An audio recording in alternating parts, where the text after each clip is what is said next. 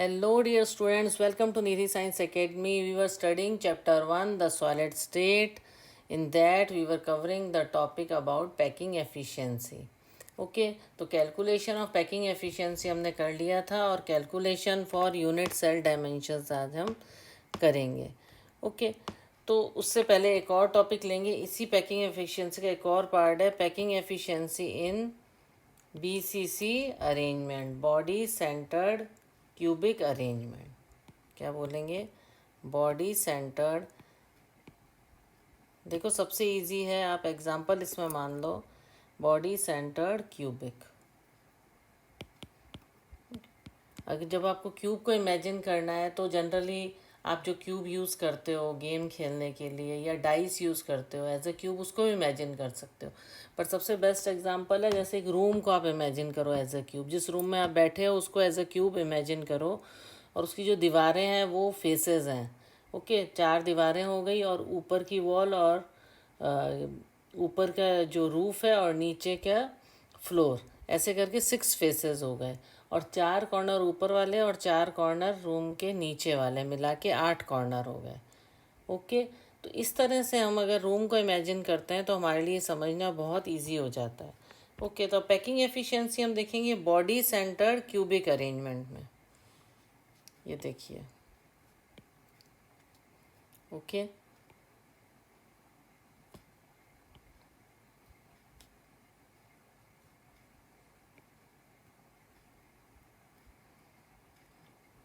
Okay, radius हो गया clear. ये हमने इसका एक डायग्राम बना दिया बॉडी सेंटर्ड क्यूबिक अरेंजमेंट का। क्लियर। तो इसमें हम एज लेंथ को क्या इमेजिन करेंगे? वी सपोज जो एज लेंथ है वो कितनी है ए, और रेडियस कितना है? Radius of each sphere is equal to r, और नंबर ऑफ लेटिस पॉइंट्स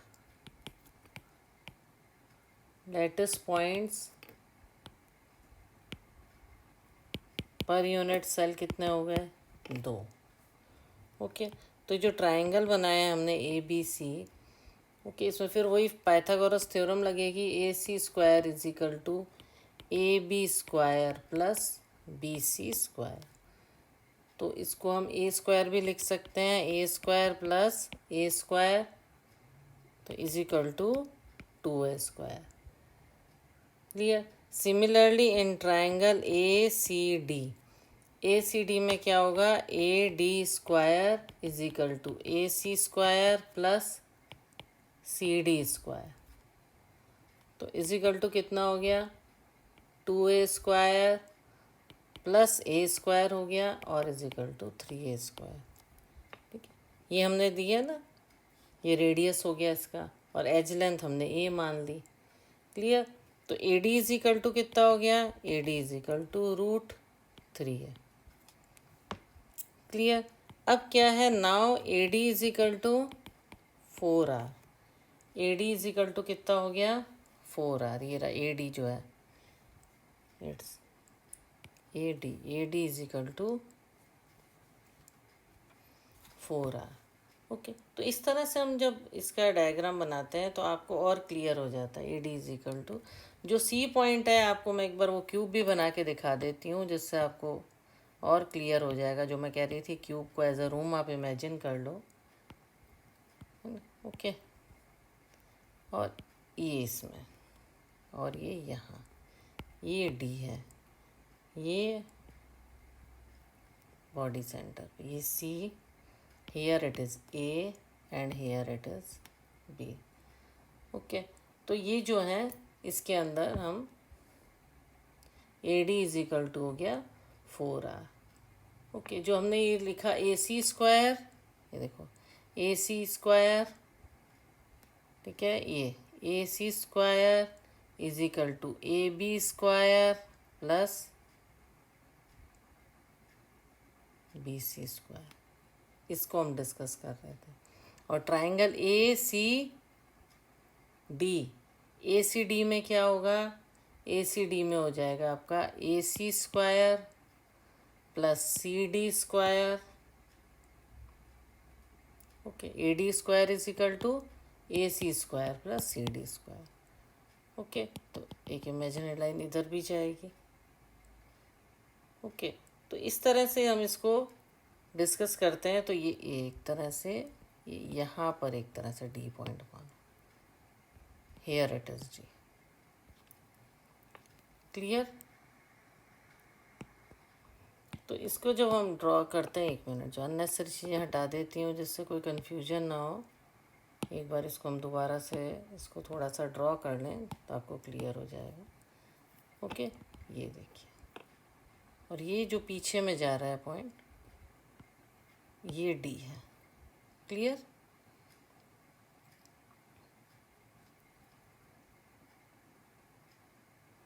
और ये ए से डी की तरफ जाएगा ऐसे।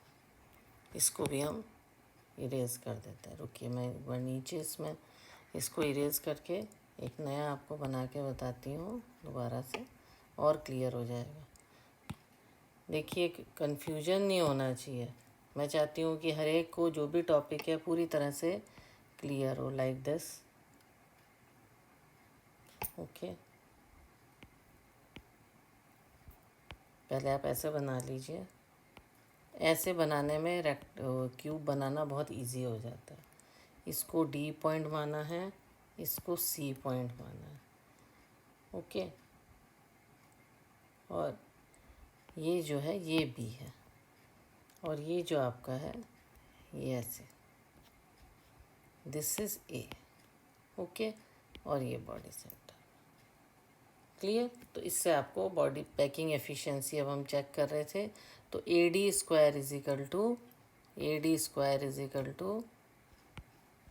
ए C square, okay, A C square plus C D square, clear. और एक ट्रायंगल ऊपर हो गया आपका, A C square is equal to A B square plus B C square, clear. तो इस तरह से हम अब A D is equal to कहाँ तक पहुँचे थे, 4r, तो therefore √3a is equal to 4r, और we can say a is equal to 4r upon √3। तो इसकी देयर फोर पैकिंग एफिशिएंसी क्या रहेगी,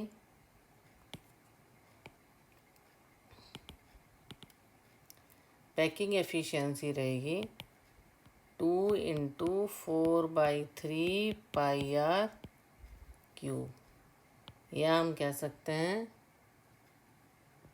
a क्यूब और 4r अपॉन √3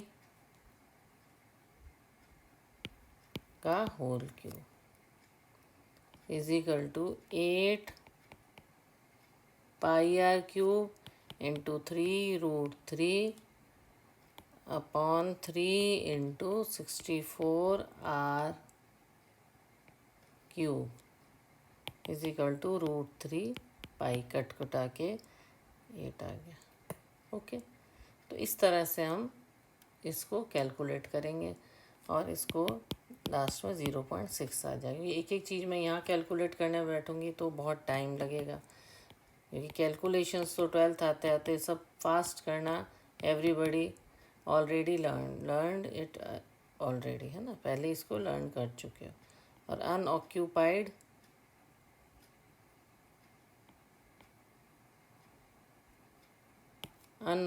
स्पेस कितना है, बाकी बच्चों अनऑक्यूपाइड स्पेस हो गया। तो ये पैकिंग एफिशिएंसी हम पता लग गई। इसी तरह से हमें पैकिंग एफिशिएंसी पता लगती है, we find out packing efficiency in simple cubic unit cell, simple cubic unit cell,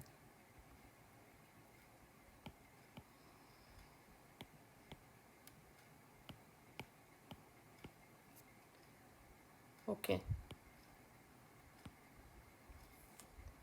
ये हम पैकिंग एफिशिएंसी का देखेंगे एक क्यूबिक यूनिट सेल का।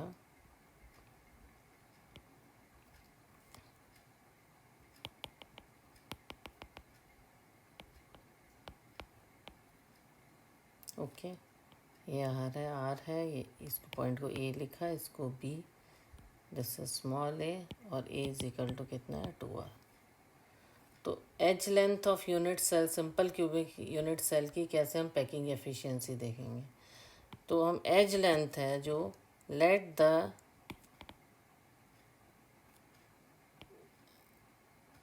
As length of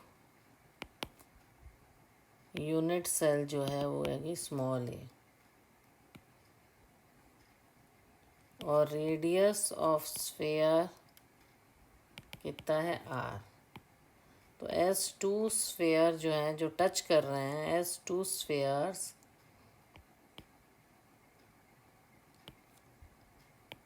touch each other, एक दूसरे को टच कर रहे हैं दोनों स्फेयर एट एन एज, तो उसको हम क्या करेंगे, तो ए इज इक्वल टू, दो रेडियस डबल हो गया 2r। फिर नंबर ऑफ लैटिस पॉइंट्स पर यूनिट सेल कितना है 1। तो पैकिंग एफिशिएंसी शॉर्ट में लिख देती हूँ, कितना हुआ 4/3 पाई r क्यूब अपॉन ए क्यूब और 2r क्यूब, कितना हो गया ये पाई अपॉन 6, पाई अपॉन, ये ऊपर चला जाएगा तो ये आ जाएगा पाई अपॉन 6। ओके, तो इजिकल टू कितना हो गया 0.524। ओके, 0.524 मीन्स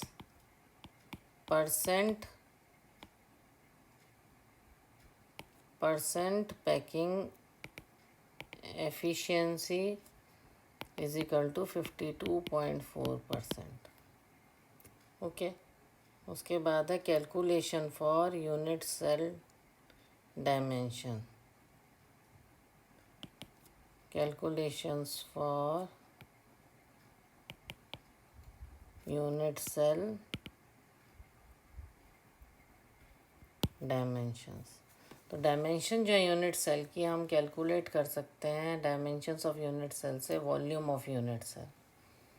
हमें इससे क्या पता पड़ेगा, we can find out volume of the unit cell.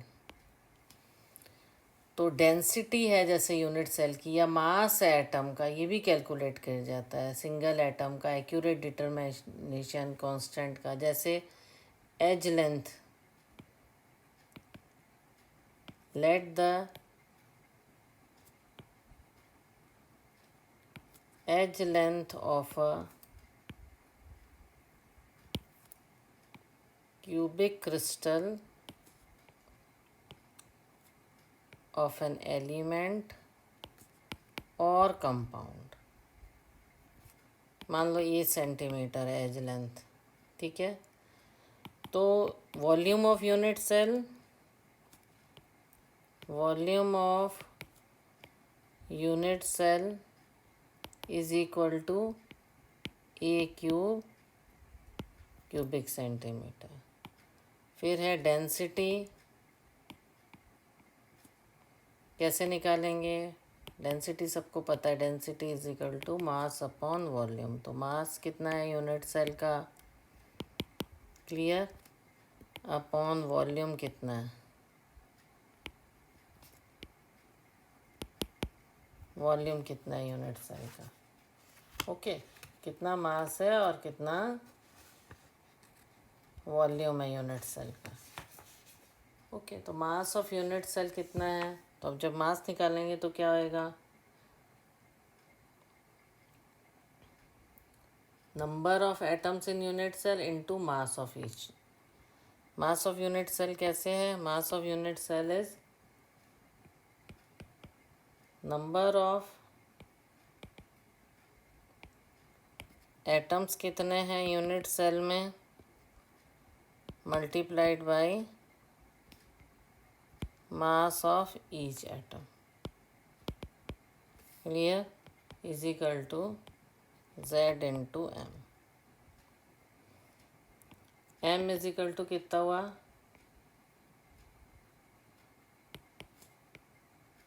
Atomic mass और मोलर मास अपॉन कितना हो गया, Avogadro's number.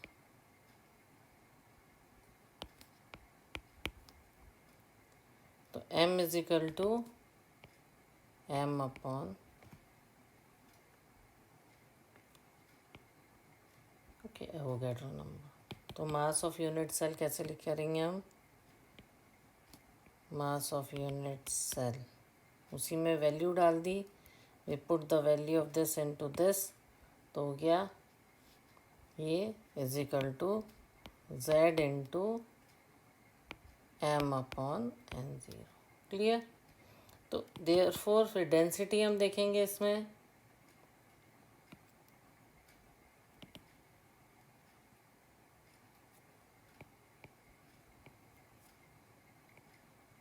Density is equal to Z into M upon 0 into a cube gram per cubic centimetre.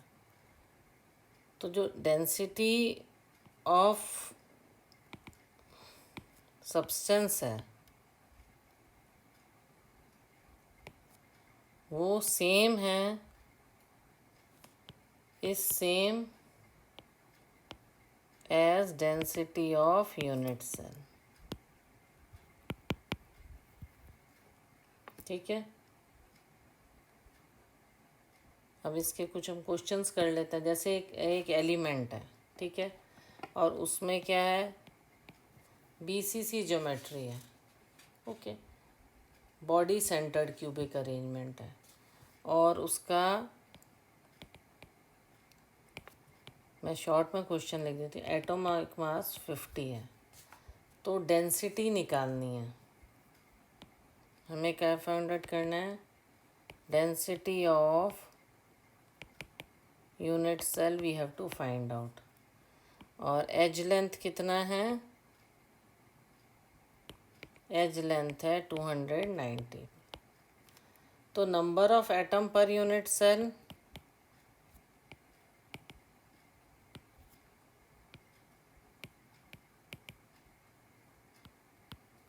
Z is equal to 2। फिर atomic mass A is equal to 50 हो गया।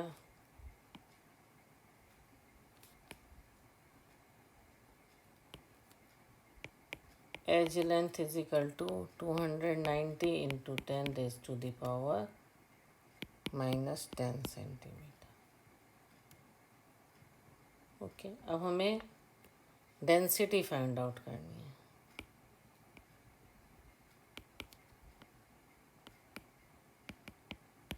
तो हम इसी फॉर्मूला जो हमने पहले पढ़ा था उसको लगाएंगे, Z into a upon into a cube is equal to 2 into 50 upon 6.02 into 10 raise to the power 23 into 290 into 10 raise to the power -10। Okay, तो कितना आएगा, इसको कैलकुलेट करेंगे हम, जो 6.82 ग्राम पर क्यूबिक सेंटीमीटर। क्लियर। ऐसे ही एक और क्वेश्चन हम ले लेते हैं जिससे आपको क्लियर हो जाए। जैसे एल्यूमिनियम है, crystallises in a cubic close packed structure में, क्या है, aluminium cubic close packed structure है, रेडियस जो है उसका 125, लेंथ ऑफ, क्वेश्चन क्या है, साइड की लेंथ कितनी है, length of side of unit cell. Okay, और फिर how many unit cell are there in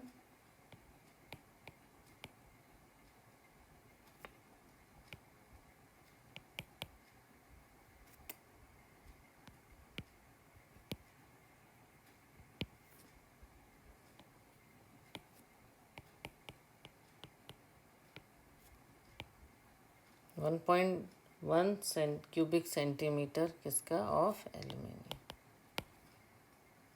1.00 centimetre. Clear. अब हम इसका आंसर कैसे करेंगे, जैसे CCP length of the side of unit जो है वो किससे रिलेटेड है, रेडियस से। रेडियस कितना है, √2a/4, तो a = 4r/√2, तो क्या 4 × 125/1.414 = 353.5। तो वॉल्यूम ऑफ यूनिट सेल कितना हुआ, A³ = 353.3 × 10⁻⁻10,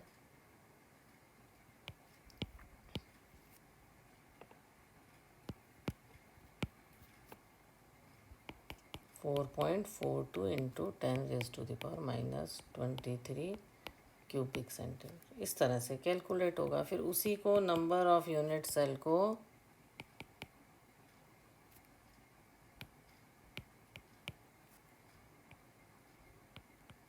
1 क्यूबिक सेंटीमीटर में देंगे तो आएगा 1/4.42 × 10⁻⁻23, तो = कितना हो गया, 2.26 × 10⁻22 यूनिट सेल्स। तो इस तरह से आप इसमें कैलकुलेट कर सकते हो मास ऑफ यूनिट सेल। अभी हमने पहले पैकिंग एफिशिएंसीज की पता की है। ओके, पैकिंग एफिशिएंसी एक तरह से परसेंटेज होती है टोटल स्पेस जो पार्टिकल्स ने फिल किया है। ओके, फिर उन्होंने यूनिट सेल के डायमेंशंस कैलकुलेट किए। तो ये चीज़ें जो कैलकुलेट करने से आपको और you will understand it purely कि how it can be done. तो ये कुछ कुछ क्वेश्चन है जिससे और क्लियर होता जाता है कि कैसे इसके सॉल्यूशन करने हैं। अगर आपके पास और भी न्यूमेरिकल आप कुछ भी समझना चाहते हो, एक्स्ट्रा कोई न्यूमेरिकल है और क्लियर करना चाहते हो, तो इसी तरह से मैंने जस्ट फॉर एग्जांपल आपको समझाया। और कोई न्यूमेरिकल आप समझना चाहते हो तो आप कमेंट में लिखिए, उस तरह के न्यूमेरिकल भी आपको समझा दूंगी मैं कि किस तरह से डेंसिटी निकालनी है। ओके, मोर और लेस अगर आपको एक दो क्वेश्चंस क्लियर हो गए हैं तो इन हायर क्लासेस अपने आप ही आप आगे से आगे उसको निकालते जाते हो। उसके बाद इसमें टॉपिक आएगा इम्परफेक्शंस और डिफेक्ट्स इन सॉलिड्स। इम्परफेक्शन और डिफेक्ट्स इन सॉलिड। इम्परफेक्शन कहता है irregularities in the arrangement of particles. जो क्रिस्टलाइन स्टेट में, इससे इम्परफेक्शन से आप समझ ही गए होंगे, इरेगुलरिटीज जो होती हैं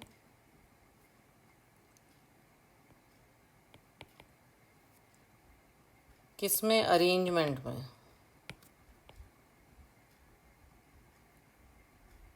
in the arrangement of constituent particles के अरेंजमेंट में। कॉन्स्टिट्यूएंट पार्टिकल्स किसमें, crystalline state, in the crystalline state. Okay, इसको बोलते हैं इम्परफेक्शंस और यू कैन से डिफेक्ट्स। तो डिफेक्ट कैसे अराइज होता है क्रिस्टलाइन प्रोसेसेस में, फास्ट और मॉडरेट रेट में।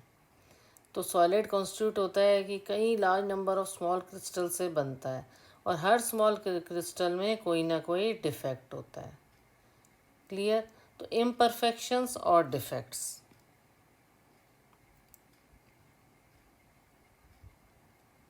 इम्परफेक्शंस और डिफेक्ट्स।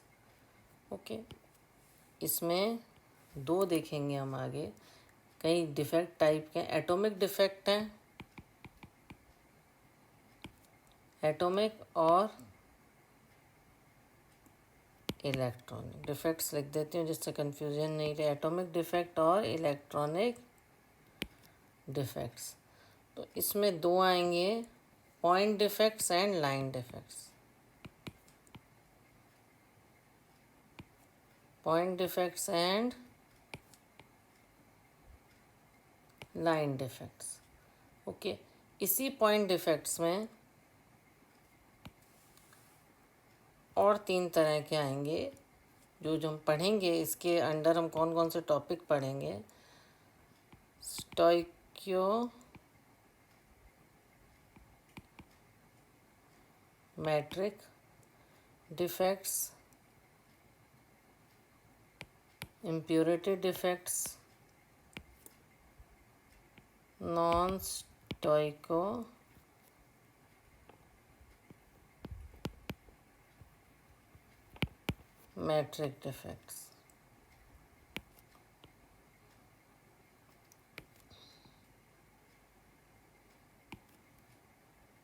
ओके, और इसके अंदर आगे होंगे Schottky defect,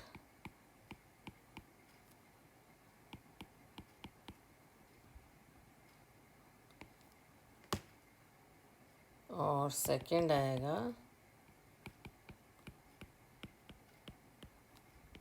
Frenkel defect. Okay, और नॉन स्टोइकियोमेट्रिक में 2 आएंगे, मेटल डेफिशिएंसी डिफेक्ट। लिख लीजिए आप साथ साथ। देखो, अगर कभी कोई पूछता है इम्परफेक्शन डिफेक्ट पे, कोई थ्योरेटिकल क्वेश्चंस आता है तो आपको तुरंत क्लियर हो जाता है। मेटल डेफिशिएंसी डिफेक्ट, और डेफिशिएंसी होना और एक्सेस होना, metal excess defect. Clear? Point defects जो होते हैं, इरेगुलरिटी और डेविएशन होता है आइडियल अरेंजमेंट का। एक पॉइंट के चारों तरफ जो है डिफेक्ट होता है, डेविएशन होता है कि आइडियल अरेंजमेंट नहीं होता है उसमें। और लाइन डिफेक्ट में क्या होता है, पूरा जो आइडियल अरेंजमेंट है इंटायर रो में ही डिफेक्ट होता है। पॉइंट डिफेक्ट में खाली पॉइंट में डिफेक्ट होता है, क्रिस्टल में जो अरेंजमेंट है उसके अंदर। और आइडियल अरेंजमेंट और लाइन डिफेक्ट में पूरा लाइन में ही डिफेक्ट रहता है। क्लियर? एक जनरल मैंने आपको बताया इसके बारे में। 1 मिनट, ये जो इसको थोड़ा सा हम ठीक कर दें। ओके, तो like this you can understand the. लाओ एक बार इसको दोबारा से करें हम। इम्परफेक्शन डिफेक्ट्स, उसमें 2 हैं, atomic defects, electronic defects. Atomic defect, point defect. Point defect मतलब एक पॉइंट के चारों तरफ ही अरेंजमेंट ठीक से नहीं है। ओके, या एक एटम के चारों तरफ ही क्रिस्टलाइन जो उसका जिस तरह से क्या कहते हैं, मॉडरेट रेट में चलता है, large number of small crystals से बनता है। ओके, जो सॉलिड है, और उस क्रिस्टल्स में ही डिफेक्ट है। एक पॉइंट के चारों तरफ क्रिस्टल्स में डिफेक्ट है, ये पूरा रो में डिफेक्ट है, पूरी लाइन में। फिर स्टोइकियोमेट्रिक डिफेक्ट, इम्प्योरिटी डिफेक्ट पढ़ेंगे, नॉन स्टोइकियोमेट्री, स्टोइकियोमेट्री में Schottky defect, Frenkel defect. Non stoichiometry में metal deficiency defect, metal excess defect. Okay, तो इसमें हम इसके बारे में तो मैंने बता ही दिया आपको, पॉइंट के चारों तरफ और ये पूरी रो में डिफेक्ट रहता है। फिर अब पॉइंट्स जो हैं, टाइप ऑफ पॉइंट डिफेक्ट, इसको हम आगे लेंगे। फ्यू इम्पॉर्टेंट डिफेक्ट्स हम पढ़ेंगे, जिसमें पहले हम पढ़ेंगे टाइप्स ऑफ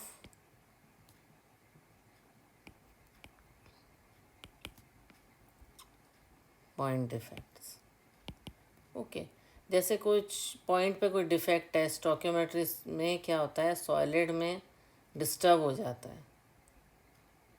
ओके, तो इंट्रिंसिक और थर्मोडायनेमिक डिफेक्ट पे बोलते हैं। और ब्रॉडली 2 टाइप के होते हैं इसमें, वैकेंसी डिफेक्ट और इंटरस्टिशियल डिफेक्ट।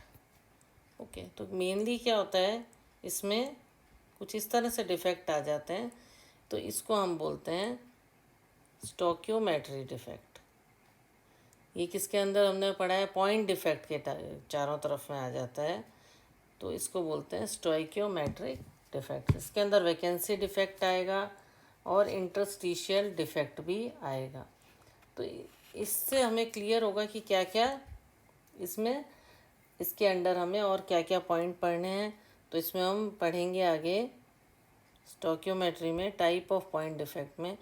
पहला आएगा आपका स्टोइकियोमेट्रिक मैट्रिक डिफेक्ट। ओके, तो इसमें रेशियो पॉजिटिव और नेगेटिव आयंस का जो होता है वो गड़बड़ हो जाता है, और इलेक्ट्रिकल न्यूट्रलिटी सॉलिड की है डिफेक्ट हो जाती है। किसमें?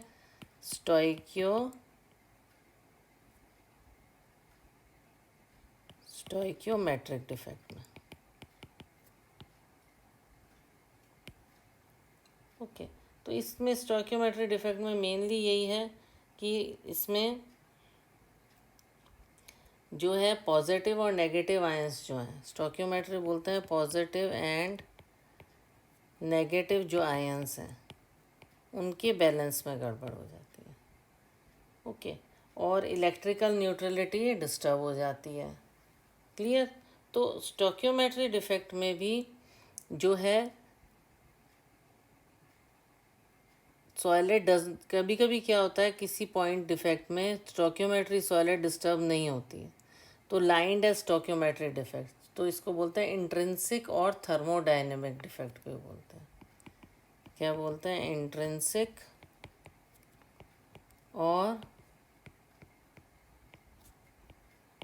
Thermodynamic defect. ओके, जैसे किसी सी लेटेस्ट साइट में वैकेंट रहेगी, खाली रहेगी, तो उसे वैकेंसी डिफेक्ट भी बोलते हैं। इसमें क्या होता है, इंट्रिंसिक में स्टोइकियोमेट्री डिस्टर्ब नहीं होती,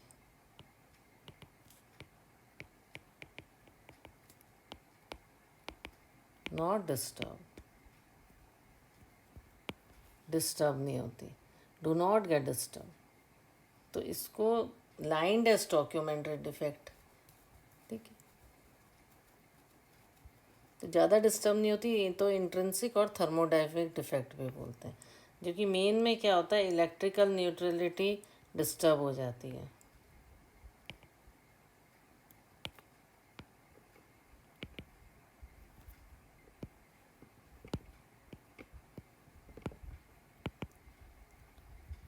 ओके, ठीक है, तो इसमें भी एक तरह से ब्रॉडली दो टाइप का होता है, वैकेंसी डिफेक्ट और इंटरस्टिशियल डिफेक्ट। ओके, तो इंटरेस्ट वैकेंसी डिफेक्ट है और स्कॉटकी डिफेक्ट भी इसके अंदर आएगा।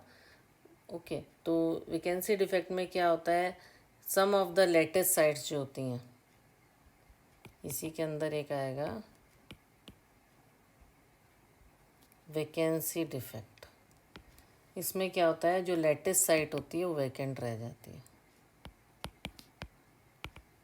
लेटेस्ट साइट जो होती है वो खाली रह जाती है, तो वैकेंसी डिफेक्ट आ जाता है। तो इससे क्या होता है, जो डेंसिटी होती है, घनत्व होता है, जो घनापन होता है अंदर क्रिस्टल जो पास पास होते हैं वो कम हो जाते हैं एक वैकेंट होने से। तो ये कब हो जाता है, जब when a substance is heated. Okay, ऐसे ही सेकंड है इंटरस्टिशियल डिफेक्ट। इंटरस्टिशियल डिफेक्ट में क्या होता है कि कोई कांस्टेंट पार्टिकल्स है वो इंटरस्टिशियल साइट पे चला गया। ओके, कोई भी एटम या मॉलिक्यूल है, उसने, इसमें तो वेकेंट हो गया था, खाली हो गया था, इसमें इट ऑक्यूपाइन एन इंटरस्टिशियल साइट, अंदर की किसी जगह पे जाके एटम और मॉलिक्यूल ने वेकेंट नहीं किया, उल्टा उसको भर दिया, तो इसको इंटरस्टिशियल डिफेक्ट करते हैं साइट। तो उस क्रिस्टल को कहेंगे said to have interstitial defect. तो डिफेक्ट क्या होता है, इंक्रीज कर देता है। ये डिफेक्ट क्या करेगा, डेंसिटी को, है ना, और बढ़ा देगा। ठीक है, जैसे एक रूम है उसमें 10 जने हैं, उसमें से एक, मान लो एकदम खचाखच भरा रूम है, एक रूम है, आप मान लीजिए जिस रूम में बैठे उसमें 50 लोग हैं, उसमें से एक जना चला गया, तो क्या हो, जो पैकिंग थी उस रूम की थोड़ी सी लूज हुई, डेंसिटी कम हुई, तो उसको तो बोला वेकेंट डिफेक्ट। पर एक रूम है उसमें 50 जन है, उसमें एक 51 और आ गए, तो क्या हो गया, इंटरस्टिशियल डिफेक्ट हो गया, डेंसिटी बढ़ गई। ओके, इस डिफेक्ट को ज़्यादातर नॉन आयोनिक सॉलिड, इसका एग्जांपल है नॉन आयोनिक सॉलिड्स। क्यों? क्योंकि ionic solid must always maintain electric neutrality हमेशा शो करते हैं। फ्रैंकल डिफेक्ट और शो क्या करते हैं? स्कॉटकी और फ्रैंकल डिफेक्ट। ओके, तो इसके लिए ज़रूरी है कि इस तरह की डेंसिटी के लिए कि नॉन आयोनिक सॉलिड है, इंटरस्टिशियल डिफेक्ट और स्कॉटकी डिफेक्ट। तो नेक्स्ट क्लास में मैं इसी के आगे और कंटिन्यू करेंगे, type of points defect explain करूँगी। तो आई होप आपको आज जो भी मैंने पढ़ाया है बहुत अच्छा क्लियर हो गया। ओके, नेक्स्ट क्लास में हम सॉलिड स्टेट के टाइप ऑफ पॉइंट डिफेक्ट्स को कंटिन्यू करेंगे। So please like, subscribe and share my channel and comment also. Okay, study well, thank you.